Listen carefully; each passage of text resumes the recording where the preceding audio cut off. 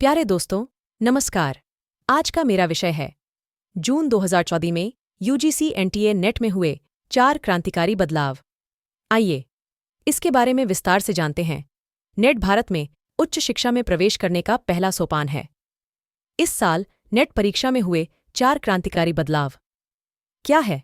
सफलता के लिए इसे जानना बहुत जरूरी है। पहला परिवर्तन, इस बार यूजीसी नेट एग्जाम ऑफलाइन होगा। यह बहुत बड़ा लाभ है, क्यों कि यह प्रयोग के तौर पर भी किया जा रहा हो सकता है।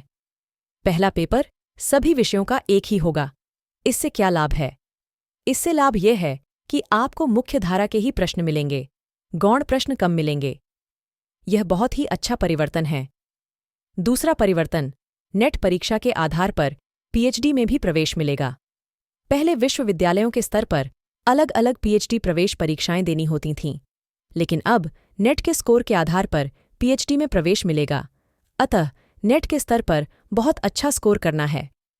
अच्छा स्कोर मतलब मनचाहे विश्वविद्यालय में मनचाहा प्रवेश। यह इतना अच्छा बदलाव है कि पहले ऐसा क्यों नहीं किया गया। तीसरा परिवर्तन, मार्कशीट के स्तर पर भी बदलाव किया गया है। अब मार्कशीट में परसेंटाइल और प्राप्तांक दोनों आएगा। पहले मात्र परसेंटाइल ही आता था। अब रिजल्ट में 3 श्रेणियां होंगी: JRF, net, PhD entrance PhD.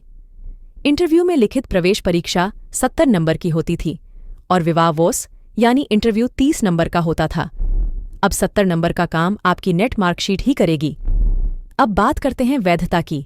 Net की परीक्षा में पीएचडी प्रवेश के लिए मात्र 1 साल के लिए वैध होगी, क्यों कि यह हर 6 महीने में एग्जाम होना है।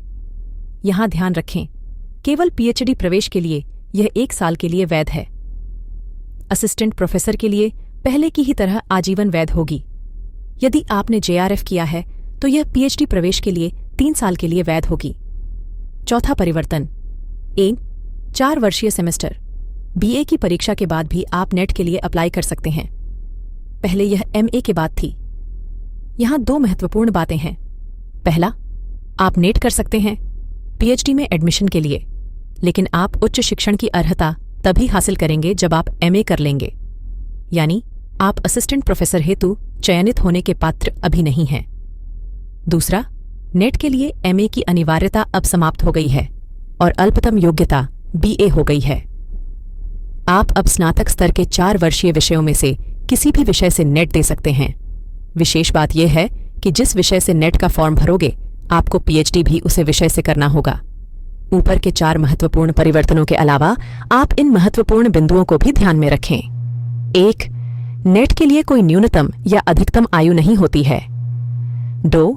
जेआरएफ के लिए आरक्षित वर्ग व महिलाओं के लिए 35 वर्ष और अनारक्षित वर्ग के लिए 30 वर्ष की अधिकतम आयु होती है। 3. नेट एक बार करना होता है, जो आजीवन वैध होती है। 4. सरकारी नौकरियों में लगे हुए लोगों के लिए जेआरएफ का लाभ नहीं मिलता। 5. अभी तक सिलेबस में कोई बदलाव नहीं है। इन बदलावों का लाभ लें और सफलता जरूर प्राप्त करें।